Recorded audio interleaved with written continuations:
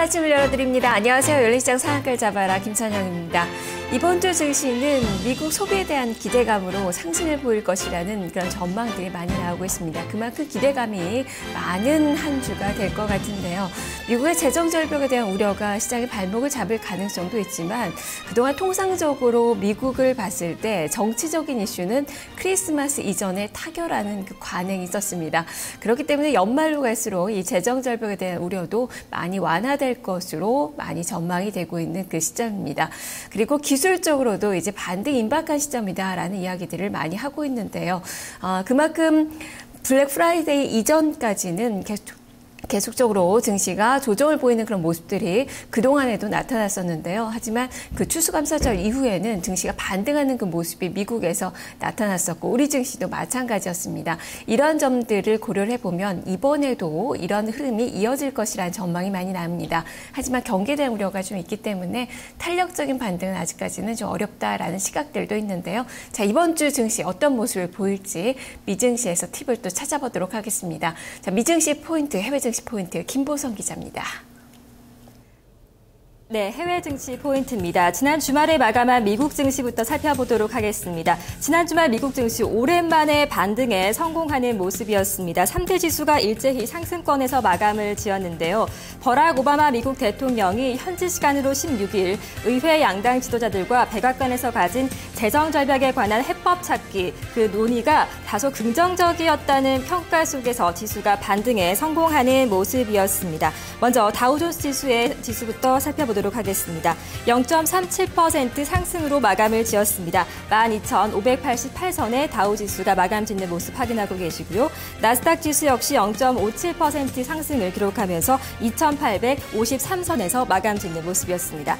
대형주 위주의 S&P 500 지수 역시 0.5% 가까이 오르면서 1,359선에 마감을 짓는 모습 기록했습니다. 자, 다우존스 지수의 오늘 하루 동안의 흐름을 먼저 차트를 통해서 조금 자세하게 살펴본 다음에 이어가도록 하겠습니다. 장 초반에는 조금 부진한 모습을 보였었는데요. 연준이 발표한 10월의 산업 생산이 지난달보다는 소폭 감소했다는 발표가 나오면서 장 초반에 조금 부진했던 지수가 장 중에 상승 전환하는 데 성공을 했습니다. 백악관에서의 회동이 긍정적이었다는 평가가 나온 데 따른 것인데요. 장 후반으로 갈수록 증시 탄력을 키워가는 모습이었습니다. 자, 이런 가운데 재정절벽 협상이 긍정적이었다는 평가를 받으면서 연방준비제도가 발표한 10월의 산업생산이 전월보다 부진했다는 소식이 다소 묻혀가는 그런 흐름이 나타났고요. 종목별로 봤을 때는 알코아가 가장 많이 상승했고요. 휴레패커드와 월마트 등은 가장 크게 하락한 종목 상위권에 이름을 올리는 그런 모습이 기록됐습니다. 자, 미국 증시가 일제히 상승하는 흐름을 기록했는데요. 다우존스 지수의 업종별 등락 흐름도 이어서 살펴보도록 하겠습니다. 업종별로는 상승하는 종목이 좀 우세한 분위기가 나타났습니다. 파이낸셜, 금융주가 0.7% 상승한 것으로 집계됐고요. 기술주가 0.4%, 산업섹터 역시 0.4% 정도 상승한 것으로 집계가 됐습니다. 경기 민감주 같은 경우는 0.5% 정도 오른 것으로 집계가 됐는데요. 이러한 분위기 속에서 하락한 업종을 좀 본다면 통신주가 0.4% 내려간 것으로 집계가 됐고요. 기초소재 섹터는 보합권에서의 마무리 흐름을 확인하고 있습니다.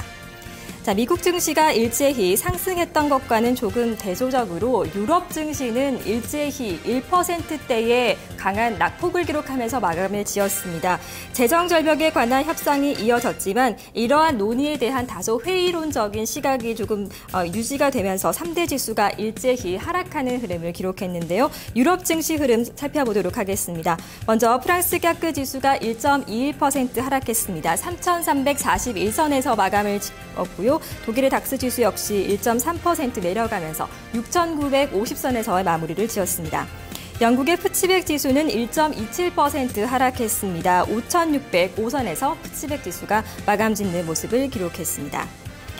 자, 유럽에서는 앞서 미국장보다 앞서 마감한 데 따라서 재정절벽 논의에 관한 회의론이 다소 부각되는 모습이었습니다. 이런 가운데 유럽의 부채라든지 중동 지역에 대한 불안이 고조되고 있다는 점 부담으로 작용하는 모습이었고요. 전체적으로는 은행주가 좀 부진한 모습을 기록하면서 독일의 코메르츠 은행 그리고 도이치 은행과 더불어서 프랑스의 BNP 파리바 등이 부진한 흐름을 기록한 모습이었습니다.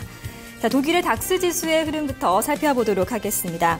닥스 지수 1.32%의 낙폭을 기록하면서 6,950선에서 마감을 짓는 모습이 현재 기록이 되고 있습니다. 독일 지수의 업종별 등락 흐름도 자세하게 살펴보도록 하겠습니다. 거의 모든 업종이 하락했는데요. 이 중에서 기술주만이 0.8% 상승으로 마감을 짓는 흐름을 기록했습니다.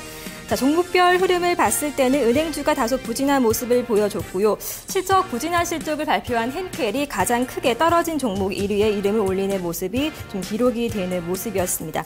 이런 가운데 코메르츠은행과 도이치은행 등 금융주가 하락하는 모습을 기록했습니다.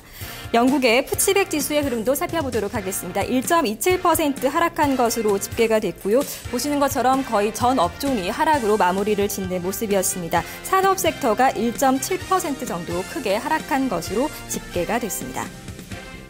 자, 마지막으로 프랑스 깍그 지수의 흐름도 이어서 살펴보도록 하겠습니다. 1.2% 낙폭 기록하면서 깍그 지수가 3,341선에서의 마무리를 짓는 모습이었는데요.